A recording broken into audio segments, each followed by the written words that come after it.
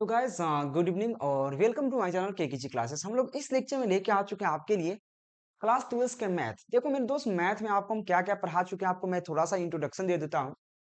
तो chapter number 3 आपको पढ़ा चुका हूँ ऑलरेडी आपके एग्जाम के लिए, ठीक है ना। चैप्टर नंबर 3, साथ में आपको 4 नंबर चैप्टर भी पढ़ा चुके हैं, 5 नंबर चैप्टर भी पढ़ा चुके हैं। 3, 4, 5 लगातार पढ़ा चुके हैं, 3 चैप्टर पढ़ा चुके हैं। एनसीईआरटी का फुल लेक्चर के साथ ऑब्जेक्टिव भी क्लियर कर चुके हैं।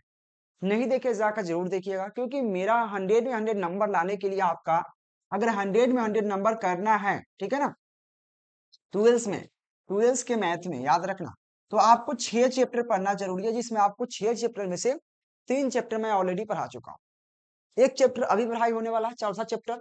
मतलब 6 चैप्टर पढ़ लोगे, आपको 100 में 100 कोई नहीं छीनेगा। इंटीग्रेशन डिफरेंशिएशन, जो अभी हम इंटीग्रेशन पढ़ने वाले हैं, integration differentiation, matrix determinant, vector और इनवर्स ट्रिगोनोमेट्रिक फंक्शन, ठीक है ना। तो ये 6 चैप्टर अगर पढ़ने के बाद आप 100 में 100 कर सकते हो, पूरा 100% गारंटी के साथ, ठीक है ना। तो आज हम पढ़ने वाले चैप्टर नंबर 7। आप बोलोगे सर चैप्टर नंबर 6 क्या हो गया? 3, 4, 5 पढ़ा, चलिए ठीक है।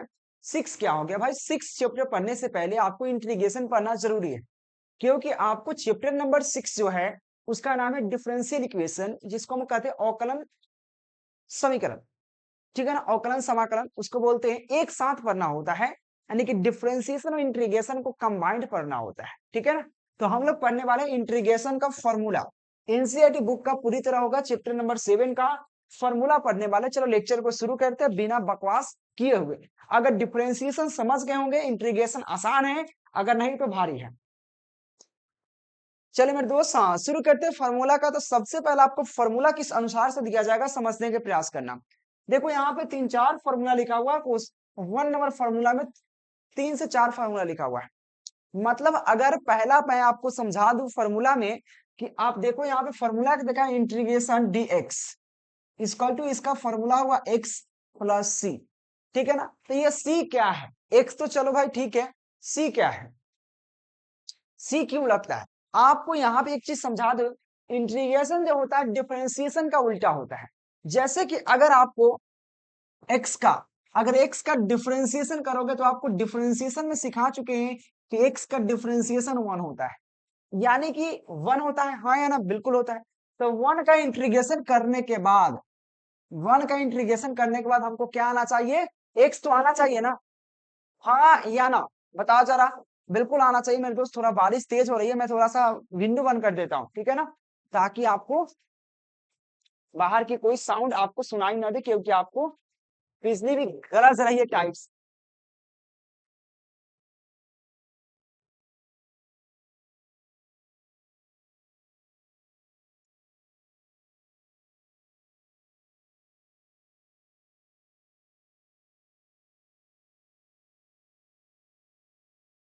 तो सॉरी गाइस, थोड़ा सा बारिश बहुत तेज होने लगी है, और चल इसी वजह से हमको विंडो बंद करना पड़ा। चलो समझो अब। देखो आपको सीधा समझना है कि डिफरेंशिएशन जो पढ़े उसका उल्टा होता है इंटीग्रेशन। आई मीन जो डिफरेंशिएशन प्राप्त होता है, अगर आप इंटीग्रेशन कर दो तो फिर उसका क्वेश्चन प्राप्त हो जाएगा। जैसे कि देखो, x का डिफरेंशिएशन अगर ज्ञात करते हो तो हमको क्या प्राप्त होता है? 1 प्राप्त होता है। यानी कि 1 का इंटीग्रेशन करने के बाद हमको क्या प्राप्त होना चाहिए? x प्राप्त होना चाहिए। तो 1 का इंटीग्रेशन x होता है, ठीक है ना। लेकिन x तो है, चलो ठीक है, 1 का इंटीग्रेशन x हो गया। लेकिन भाई इसमें फंडा क्या है? ये c कहां से आ रहा है भाई? c तो x में था नहीं, c कहे आ रहा है? यही फंडा समझना जरूरी है आपके लिए। कांस्टेंट क्यों लगता है? क्योंकि इंटीग्रेशन करते हो तो लास्ट में सी लगता है, ये के लगता है। के या सी लगता है, ये कांस्टेंट क्यों लगता है? आज मैं आपको समझाता हूं। जैसे देखो, इंटीग्रेशन करे जाओगे तो एक्स स्क्वायर प्लस एक्स या 2x प्लस 5 है, ठीक है। अगर इसका डिफरेंशिएशन ज्ञात करोगे तो क्या आना चाहिए?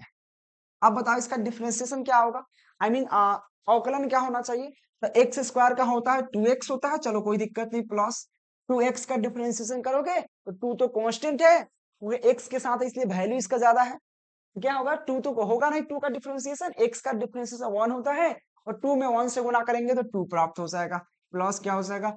5 क्या है? अकेला है बेचारा, कांस्टेंट है, इसलिए उसका वैल्यू 0 होता है, तो चलो 0 लिख दिया, ठीक है। टू में जीरो जुटेगा, कोई वैल्यू नहीं आने की, आपको डायरेक्ट इतना आंसर हो गया। यह आपका आ गया इंटीग्रेशन, कितने बराबर, डिफरेंशिएशन dy अपॉन dx बराबर, हाँ या ना, यही ना आंसर है। यानी कि सीधा समझ लीजिए x square plus 2x plus 5 का हमको डिफरेंशिएशन इतना प्राप्त हुआ। आई मीन कहने का मतलब है, तो भाई रूल जो कहता है कि जो डिफरेंशिएशन प्राप्त हुआ, तो भाई इसका इंटीग्रेशन करके हमको क्वेश्चन उल्टा प्राप्त कर दो। जो हमको यहाँ पे जो क्वेश्चन का आंसर प्राप्त हुआ, चलो आंसर जो यह प्राप्त हो गया, तो भाई इसका इंटीग्रेशन करके हमको क्वेश्चन प्राप्त करके दिखाओ भाई, तब ना जानेंगे कि सही है। रूल सब का ही कहता, सही कहता है। यानी कि सीधा डिफरेंशिएशन जितना प्राप्त हुआ आपका, उसका इंटीग्रेशन करोगे तो फिर आपको क्वेश्चन प्राप्त होगा। अब यह रूल सही होगा, नहीं तो फिर गलत हो जाएगा। तो अब इंटीग्रेशन प्राप्त करके बताते हैं। इंटीग्रेशन 2x प्लस 2 का हमको इंटीग्रेशन प्राप्त करना है, तो कैसे करेंगे? तो 2 तो कांस्टेंट है, 2 रखेंगे, और x का डिफरेंस इंटीग्रेशन जो होता है x का, वो एक्स स्क्वायर बट्टे 2 होता है। मैं क्यों होता है मैं आपको समझाऊंगा, फॉर्मूला वही तो है। पहले कांस्टेंट क्यों लगता है मैं इसको समझा देता हूं, पहले ये समझा रहा हूं क्यों लगता है, ठीक है ना, ये समझना जरूरी है, ठीक है ना। नहीं तो आप पूछोगे सर काहे लगा रहे हो आप, ये बात मन में जरूर आएगा, तो अभी क्लियर हो जाएगा। तो x का जो आपको इंटीग्रेशन होता है, आई मीन समाकलन होता है, वो सिंपल होता है एक्स स्क्वायर बटे 2 होता है, फिर प्लस है तो प्लस देंगे, और 2 जो है, तो 2 तो कांस्टेंट बाहर रखेंगे, और 2 के साथ ही कुछ से गुना नहीं है। अगर dx का डिफरेंशिएशन क्या होता है, देखो यहाँ पे dx से इंटीग्रेशन dx का क्या होता है, x होता है, प्लस x लिख देंगे, सॉरी प्लस लिख रहे हैं, 2 है तो 2x हो जाएगा, क्योंकि 2 साथ में है ना, तो ये इतना हो गया। तो इसका आंसर तो इतना आ गया। तो बताओ आप 2 से 2 काट दोगे तो बचेगा एक्स स्क्वायर प्लस 2x। लेकिन आपको फॉर्मूला मतलब कितना का क्वेश्चन है, और क्वेश्चन में तो x square plus 2x plus 5 था, लेकिन 5 कहाँ गया इसका, 5 तो नहीं, यानी कि गलत है भाई। इसी वजह से 5 नहीं है, इसी वजह से हम c लगा दिए। अब देखो 5 रहे या c मतलब क्या है, कांस्टेंट है, इस वजह से हम c लगाते हैं प्लस में। प्लस सी मतलब ये क्या है, कांस्टेंट है। तो ये एक भी हो सकता है, दो भी हो सकता है, तीन भी हो सकता है, चार भी हो सकता है, पांच भी हो सकता है, 10 भी हो सकता है, 1000, 5000, 10,000, कुछ भी हो सकता है। तो सी का वैल्यू कंफर्म नहीं है कि क्या होगा, लेकिन कांस्टेंट होगा। जैसे कि 5 है, 5 की जगह हम अगर 2000 कर देते हैं, 2000 कर देते, फिर भी तो आंसर वही होगा ना मेरे दोस्त, क्योंकि 2000 भी क्या है, कांस्टेंट है, और कांस्टेंट का डिफरेंशिएशन भी जीरो होगा। इसलिए क्या होगा, वहां पे 2000 है चाहे 10,000 रहे, उसका कांस्टेंट है तो कांस्टेंट का डिफरेंशिएशन जीरो। इसलिए यह डिसाइड करना मुश्किल है कि भाई सी की जगह क्या होगा। क्या है कि यहाँ पे कितना हो चेंज करोगे, आंसर वही होगा, चाहे 7 करो चाहे 8 करो, कुछ भी यहाँ पे वैल्यू रखोगे ना, फिर भी आंसर आपका 2x प्लस 2 ही आएगा, है ना, क्योंकि वहां पे कांस्टेंट है, कांस्टेंट का डिफरेंशिएशन जीरो होता है। इस वजह से इंटीग्रेशन में आपको तो उतना प्राप्त नहीं हो सकता, इतना प्राप्त हो गया, ठीक है ना। लेकिन प्लस में आपको सी लगाना जरूरी है, हो सकता है कि इसके पीछे कुछ कांस्टेंट लगा हो, इसी वजह से सी लगाना है, लगाया जाता है। ऐसे हम आपको थ्योरी में पढ़ा चुके हैं, पहले फॉर्मूला पढ़िए फिर पढ़ाएंगे आपको। तो मेरे पास इंटीग्रेशन होता है अगर dx हो, अगर इसके सामने कुछ नहीं यानी 1 हो, तो इसका इंटीग्रेशन x प्लस सी होता है, ठीक है। अगर इंटीग्रेशन 1 इंटू डी टी हो, तो इसका इंटीग्रेशन टी प्लस सी होता है। मतलब समझिए सी तो लगाना लाजमी है। तो यहाँ पे देखो dt है, dt है तो यहाँ पे t हो गया। अगर इंटीग्रेशन यहाँ पे dy है तो इसका इंटीग्रेशन y हो जाएगा। यानी कि जो d के साथ रहता वही हो जाता है, अगर यहाँ पे 1 हो तब। जैसे को देखो यहाँ पे क्या है, dx है, यहाँ पे क्या है 1 है, तो इसका इंटीग्रेशन क्या होगा, x हो गया। क्यों x हो गया, क्योंकि मेरे दोस्त देखो d के साथ ही किसके साथ गया है, तो d के साथ ही x है, इसलिए x हो गया। अब देखो इसका भी इंटीग्रेशन क्या आगे कुछ नहीं, यानी कि 1 है, और d के साथ ही क्या साइन x है, इसलिए साइन x प्लस सी हो गया, ठीक है।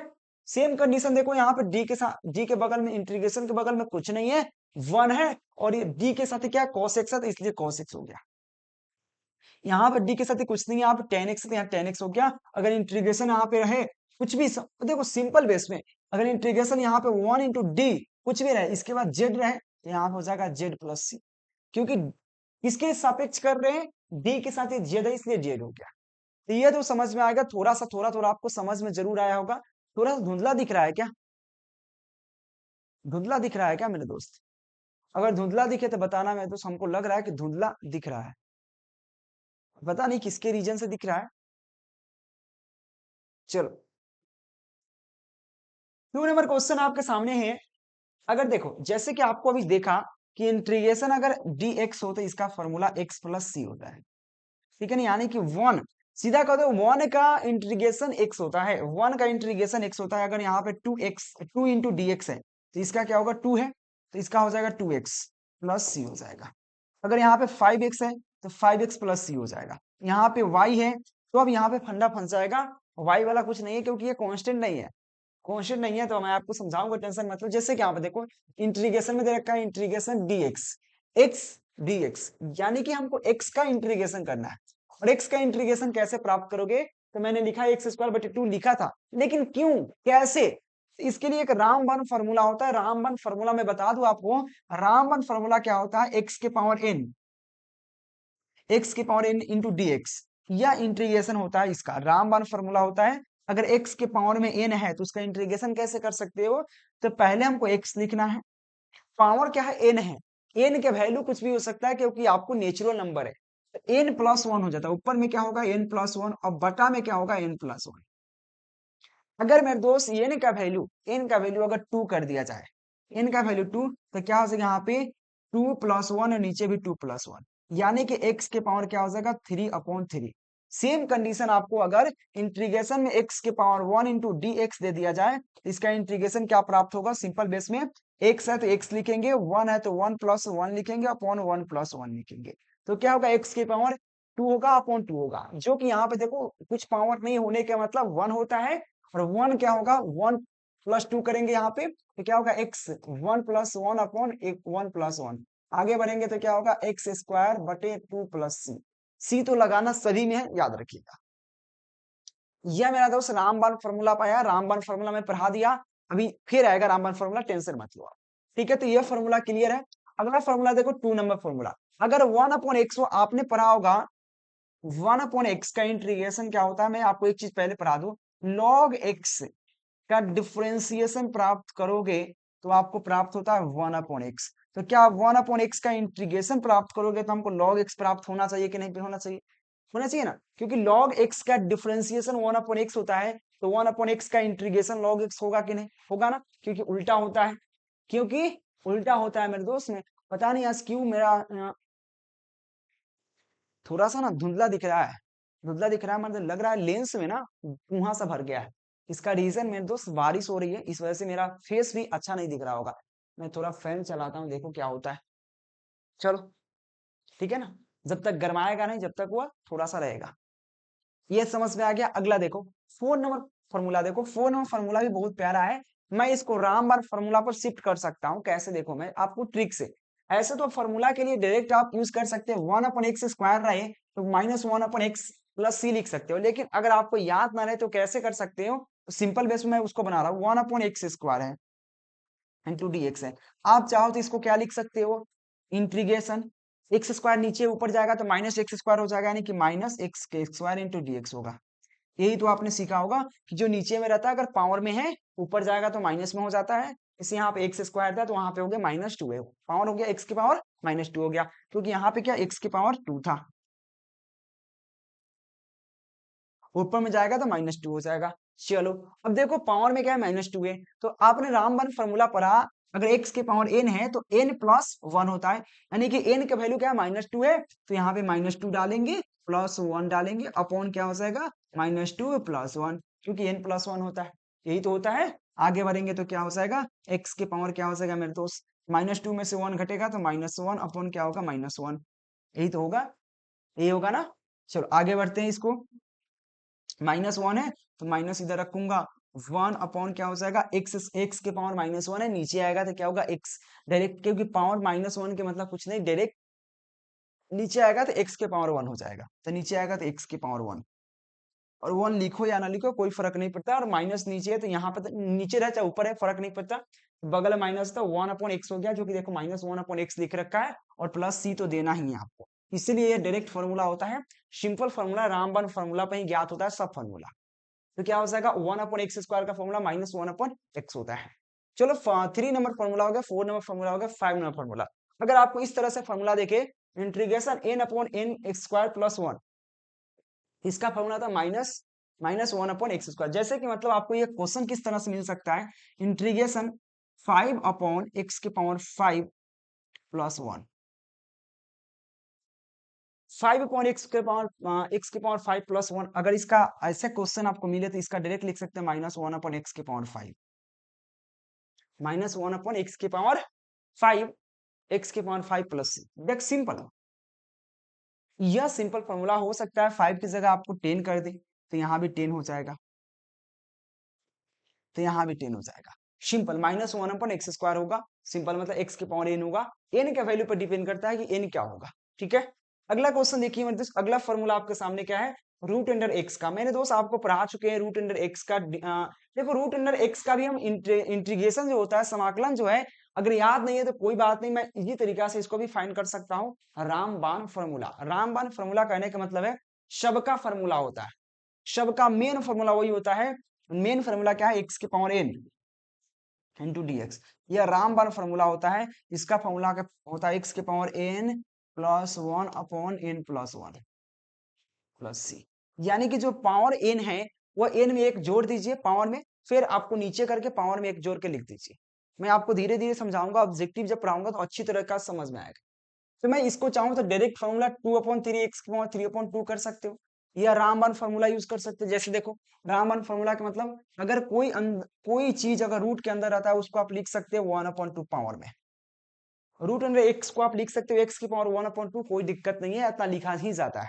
ठीक है ना, 1/2 के मतलब अगर पावर में 1/2 है उसका मतलब होता है रूट अंडर है। ठीक है, तो सेम कंडीशन यहाँ पे रूट अंडर एक्स को आप लिख सकते हैं एक्स की पावर 1/2 इंटू डी एक्स, लिख सकते हैं ना। आगे बढ़ेंगे, आपने रामबाण फॉर्मूला पढ़ा, एक्स के पावर क्या होता है, जो पावर है पावर लिख दीजिए प्लस 1 कर दीजिए, अपॉन क्या होगा 1/2 प्लस 1 कर देंगे, यही तो होगा। प्लस सी तो लगाना ही है तो लास्ट में लगा देंगे सी।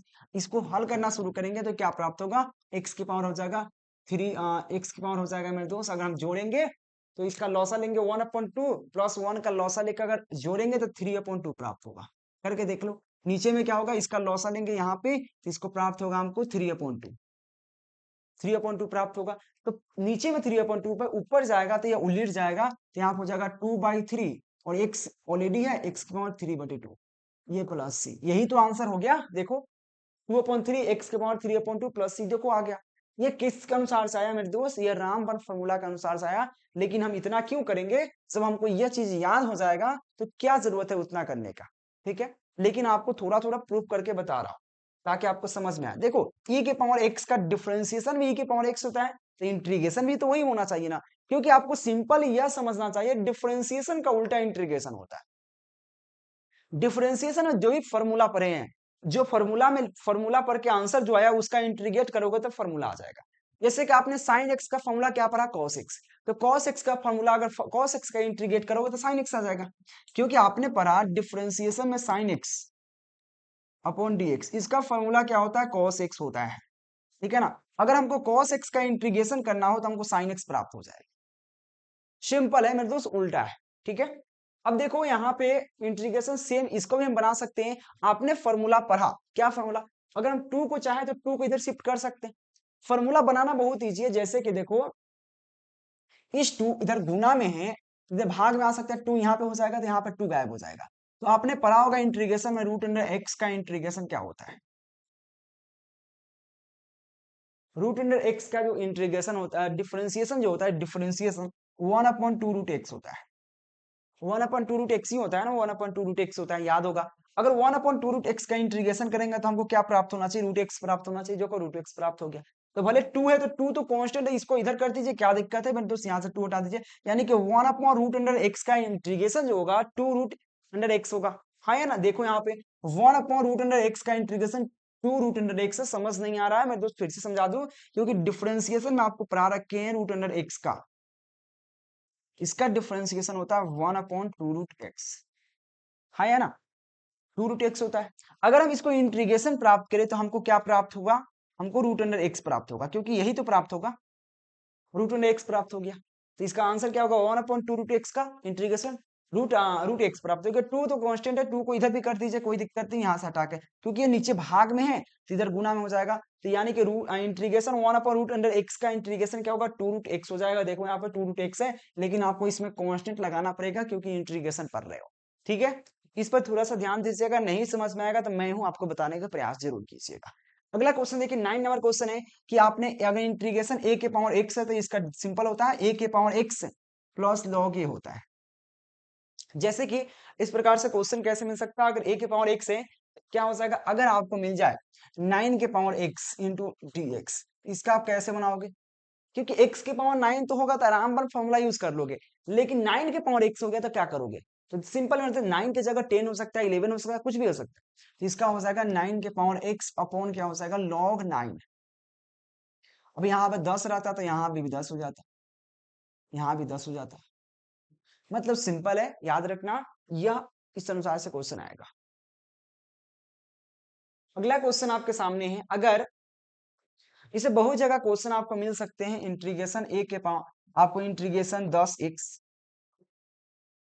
क्या मिल सकते हैं 10x मिलेंगे, तो क्या करोगे 10 तो रहेगा, 10 तो रहबे करेगा, तो इक्वल टू में क्या होगा 10 रहेगा, और x का डिफरेंशिएशन क्या होगा, एक्स स्क्वायर बटे 2 होता है, तो एक्स स्क्वायर बटे 2 हो जाएगा, गुना में प्लस सी, ठीक है ना, और 2 से 2 कर सकता है 5, मतलब सेम कंडीशन से आपको समझाया गया, a इंटू एक्स रहे तो इसका इंटीग्रेशन a तो रहबे करेगा एक्स स्क्वायर बटे 2, क्योंकि x का डिफरेंशिएशन करेंगे, क्योंकि a तो कांस्टेंट है उसको बाहर फेंक देंगे, क्योंकि x का डिफरेंशिएशन करेंगे तो एक्स स्क्वायर बटे 2 होता है, और एक उसके गुना में रहेगा प्लस सी, जिस अनुसार से आपको मैंने जस्ट बताया कि इंटीग्रेशन अगर 5x रहे तो इसका कैसे कर सकते हो, तो 5x है तो 5 तो रहे करेगा, 5 तो कांस्टेंट है बाहर कर देंगे, x का डिफरेंशिएशन क्या, सॉरी इंटीग्रेशन क्या होता है, इंटीग्रेशन पर एक्स स्क्वायर बटे 2 होता है, क्यों होता है, क्योंकि x के पावर 1 है, तो 1 होगा तो 1 प्लस 1 हो जाएगा, अपॉन भी 1 प्लस 1, तो x के पावर एक्स स्क्वायर बटे 2 हो जाएगा, और प्लस सी, यही आंसर हो जाएगा। अब 5 की जगह कुछ भी हो सकता है, कांस्टेंट के मतलब कुछ भी हो सकता है, एक से लेकर अनफिनाइट तक, समझ रहे हैं ना, अनलिमिटेड कहीं भी हो सकता है। इस अनुसार से अगला क्वेश्चन आपको है, देखो cos x का देखो जिससे कि आप क्या मेरे दोस्त अभी जस्ट एक बताया कि डिफरेंशिएशन आपने पढ़ा होगा, sin x का डिफरेंशिएशन क्या होता है, cos x होता है, cos x होता है, तो cos x का इंटीग्रेशन क्या होना चाहिए, आपको sin x होना चाहिए कि नहीं, तो cos x का इंटीग्रेशन क्या होगा, sin x होगा कि नहीं, बिल्कुल होगा, जो आपके सामने सिर्फ उल्टा है, तो cos x का इंटीग्रेशन sin x होता है, लेकिन आपने पढ़ा होगा cos x,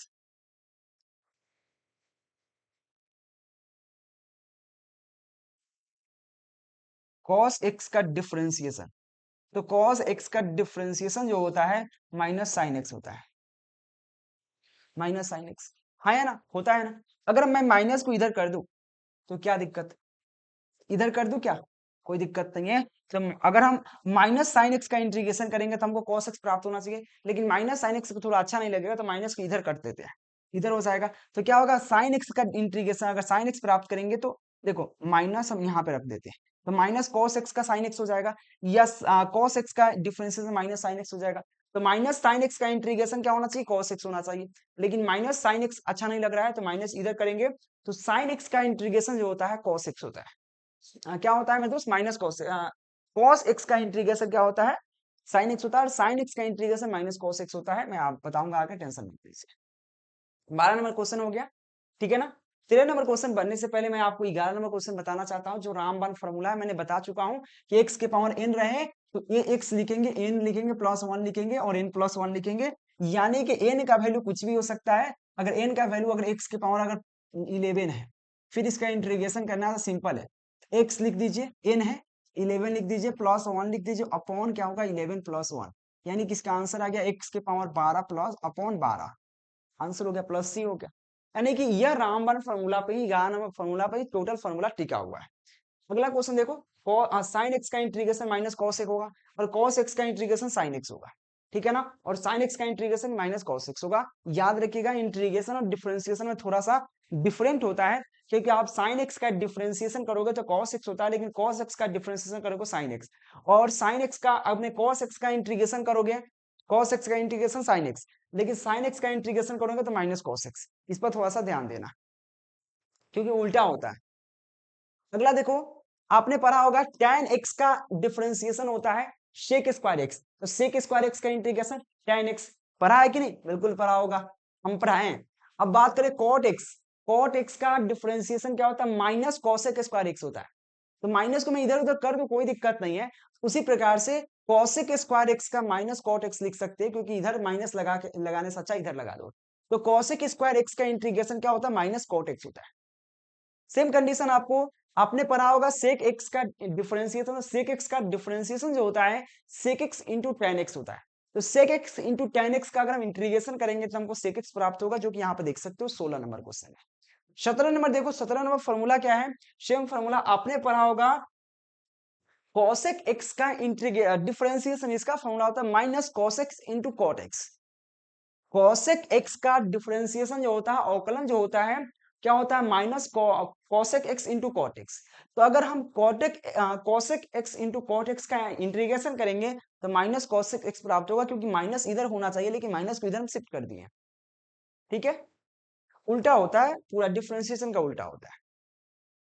अगला क्वेश्चन देखो, सेक एक्स का डिफरेंशिएशन आपने पढ़ा होगा, उसी प्रकार से सेक एक्स का डायरेक्ट यहां पे नहीं होता, तो सेक एक्स का अगर हम इंटीग्रेशन प्राप्त करना है तो दो फॉर्मूला प्राप्त हो सकता है, एक तो log sec x plus tan x होता है, या आप log log log tan pi upon four plus x upon two होता है। यह फॉर्मूला जरूर याद रखिएगा, काफी महत्वपूर्ण, ऑब्जेक्टिव में खूब करके पूछेगा दोनों, क्योंकि एक ही चीज का फॉर्मूला दो दो होता है। जैसे कि देखो, एक फॉर्मूला था integration sec x, integration sec x का अगर हमको इंटीग्रेशन प्राप्त करना है तो हमको log sec x plus tan x होगा, या आपको log tan x upon pi upon four plus x upon two प्राप्त होगा। या अगर कॉसेक एक्स हो तो कॉसेक एक्स का इंटीग्रेशन क्या होगा, तो कॉसेक, सिंपल कॉसेक एक्स की बात कर रहे हैं, तो कॉसेक एक्स का इंटीग्रेशन होगा log cosec x minus cot x, या टेन एक्स अपॉन टू होगा। अगला 20 नंबर फॉर्मूला क्या है, tan x का फॉर्मूला क्या होता है, क्योंकि sec स्क्वायर x का फॉर्मूला तो tan x होता है, लेकिन tan x का फॉर्मूला क्या होगा, तो tan x का फॉर्मूला मेरे दोस्त है log log cos x minus log cos x, या log sec x minus log cos x, या log sec x। मैं प्रूफ करके जब बताऊंगा तब आपको अच्छा समझ में आएगा, क्योंकि यहाँ पे प्रूफ करूंगा नहीं, यहाँ फॉर्मूला सिर्फ सीखो, प्रूफ आपको यह क्वेश्चन भी बन जाता है tan x का फॉर्मूला वाला। यह क्वेश्चन मैं प्रूफ करके लाऊंगा आपके लिए सभी को, ये सभी क्वेश्चन में आपको आएंगे, जब हम थ्योरी पढ़ाएंगे तो उस समय सभी क्वेश्चन के रूप में आ जाएंगे कि आप ये सर फॉर्मूला तो हो गया, तो आप क्वेश्चन जब आएंगे तो डायरेक्ट फॉर्मूला नहीं लिख सकते हो। जब क्वेश्चन में जब ऐसा क्वेश्चन है तो फॉर्मूला लिख सकते हो, लेकिन डायरेक्टली आप क्वेश्चन ही कहे कि इसको प्रूफ कीजिए तो आप 2 मार्क्स में पूछेगा इंटीग्रेशन tan x का प्रूफ कीजिए, तो आप प्रूफ करना होगा, तो मैं थ्योरी में इसको पढ़ाऊंगा। ठीक है, अगला क्वेश्चन, cot x का अगर आपको इंटीग्रेशन प्राप्त करना हो तो हमको log sin x प्राप्त होता है, प्लस c तो रहबे करेगा सभी में। सेम कंडीशन यहाँ पे देखो, अगला क्वेश्चन आपने पढ़ा होगा, याद होगा, याद है तो अच्छी बात है, नहीं तो कोई बात नहीं। अगर आपको integration 1 upon x square plus a square मिल जाए, इसका होता है 1 upon a tan inverse x upon a plus सी होता है। यहाँ पे देखना ए का वैल्यू आपको कुछ भी हो सकता है। यहाँ पे देखो, यहाँ पे 1 upon x square minus a square, देखो यहाँ पे क्या है, प्लस ए स्क्वायर है, यहाँ पे माइनस ए स्क्वायर है, थोड़ा सा ध्यान में। तो 1 upon two a log x minus 1 upon x plus 1 होता है। अगर देखो यही ए को इधर कर देते हैं शिफ्ट और एक्स को इधर शिफ्ट कर देते तो उल्टा हो जाएगा फॉर्मूला, देखना integration 1 upon a square minus x square का क्या होगा, 1 अपॉन टू ए लॉग तरह पे करेगा, बसंती क्या होगा, ए प्लस एक्स ऊपर हो जाएगा, पहले ए बाद में एक्स, अपॉन में क्या होगा, ए माइनस एक्स हो जाएगा।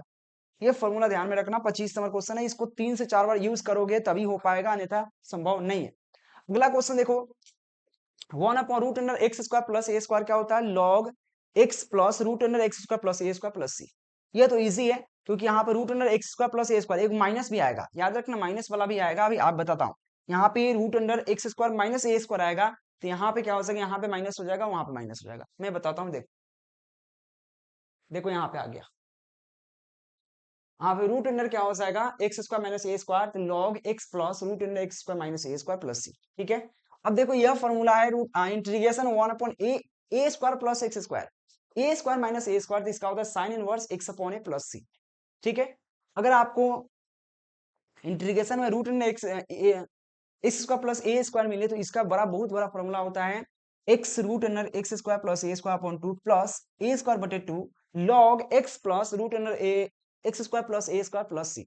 यह फॉर्मूला काफी महत्वपूर्ण होता है, ये सब बड़ा बड़ा फॉर्मूला जो आपको काम आएगा, तो ये एक दाम में नहीं होने वाला, क्योंकि इंटीग्रेशन इतना आसान नहीं है, क्योंकि इंटीग्रेशन से आपको कम से कम 60 नंबर का आपके एग्जाम में सिर्फ इंटीग्रेशन से पूछता है, 60 नंबर का, 100 नंबर में 60 नंबर सिर्फ इंटीग्रेशन पूछता है। तो इंटीग्रेशन इतना आसान से आप नहीं सीख सकते हो, और इतना भी हार्ड भी नहीं है। ठीक है, 28 नंबर फॉर्मूला देखो मेरे दोस्त, 28 नंबर फॉर्मूला क्या है, सेम क्या है, यहाँ पे अभी जस्ट प्लस पर थे माइनस हो गया, तो root under x square plus minus a square क्या हो जाएगा, x root under x square minus a square upon two minus a square upon two log x plus root under x square minus a square plus सी होता है। ठीक है, अगला देखो यहाँ पे उल्टा हो जाएगा, ए पहले शिफ्ट हो जाएगा एक्स बाद में, root under a square minus x square, तो इसका क्या होता है x root under a square minus x square upon 2 plus x a square plus 2 a square बटे 2 into sine inverse x upon a plus c. यह याद रखिएगा मेरे दोस्त, साथ में मेरे दोस्त ये सब फॉर्मूला आपको प्रूफ करके बताया जाएगा थ्योरी में। अगला क्वेश्चन है ई के power x cos b x into d x. यह फॉर्मूला शायद आपको बहुत कम पढ़ना होता है, बहुत न के बराबर पढ़ना होता है। जब आपको बहुत हार्ड लेवल का क्वेश्चन आएगा तब शायद ये यूज हो सकता है, अन्यथा इसका कोई यूज नहीं है। फिर भी आपको मैं पढ़ा देता हूं। यह फॉर्मूला जो आपको पूछेगा ई के power a x into cos b x, इसका फॉर्मूला होता है इंटीग्रेशन ई के power a x into a cos b x plus b cos b sine b x, यानी कि a cos b x into b sine b x upon a square plus b square. अगर आपको यही हो सकता है कि आपको यहाँ पे साइन एक्स दे दे, तो साइन एक्स में क्या होगा देखो, यहाँ पे ई के power x into sine b x, तो क्या होगा इसका फॉर्मूला सिंपल होगा, ई के पावर एक्स सेम होगा, बशर्ते यहाँ पे क्या होगा a sine b x into b cos b x upon a square plus b square. ठीक है, अब यह सब फॉर्मूला बहुत इंपॉर्टेंट है जो नीचे आ गया। एक मिनट मेरे दोस्त, स्क्रीनशॉट आ गया ना। 33वां फॉर्मूला क्या है, आपने पढ़ा होगा tan इनवर्स x का डिफरेंशिएशन जो होता है 1 अपॉन क्या होता है 1 अपॉन 1 प्लस एक्स स्क्वायर होता है, उसका उल्टा कर दीजिए तो 1 अपॉन 1 प्लस एक्स स्क्वायर का इंटीग्रेशन क्या होगा tan इनवर्स x प्लस सी होगा। सेम कंडीशन आपने cot स्क्वायर एक्स का फॉर्मूला पढ़ा होगा minus 1 upon 1 plus x square होता है, तो minus 1 upon 1 plus x square का इंटीग्रेशन करेंगे तो हमको cot x प्राप्त होना चाहिए। Same condition sine inverse x का फॉर्मूला आपने पढ़ा होगा डिफरेंशिएशन में क्या होता है 1 upon root under 1 minus x square, तो 1 upon root under 1 minus x square का अगर इंटीग्रेशन करेंगे तो हमको साइन एक्स प्राप्त होगा, साइन इनवर्स एक्स प्राप्त होना चाहिए। मतलब सिंपल उल्टा है। अगला देखिए, अगला क्वेश्चन देख सकते हैं 36 नंबर क्वेश्चन है आपको, cos इनवर्स एक्स का डिफरेंशिएशन जो होता है minus 1 upon root under 1 minus x square होता है, तो minus 1 upon root under 1 minus x square जो यहाँ पे दे रखा है, अगर इसका इंटीग्रेशन प्राप्त करेंगे तो हमको cos इनवर्स एक्स प्राप्त होना चाहिए, क्योंकि इसी का होता है ना ये डिफरेंशिएशन, तो इसका इंटीग्रेशन यह होना चाहिए।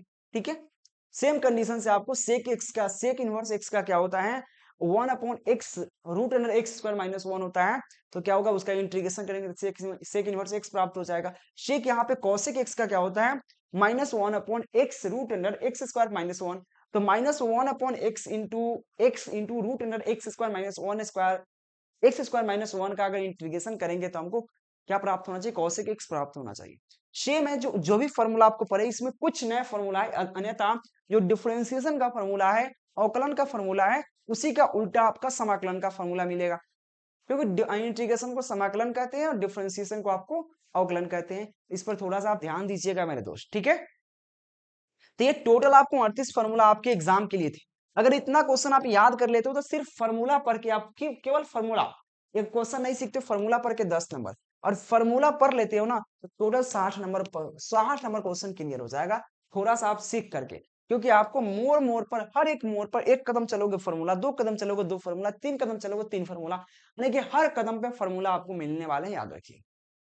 इस पर थोड़ा सा आपको ध्यान देने की आवश्यकता है, अब ध्यान दीजिएगा। ठीक है ना, तो 38 का फॉर्मूला था आपके इंटीग्रेशन का। तो thank you watching for this video. इसका पीडीएफ नोट्स आपको मिल जाएंगे, नंबर दिख रहा है, कांटेक्ट कर सकते हो। साथ में आप टेलीग्राम ज्वाइन कर लीजिएगा और केकेजी क्लासेस यूट्यूब चैनल को सब्सक्राइब जरूर कीजिए और ऐप भी डाउनलोड कर लीजिएगा। Thank you.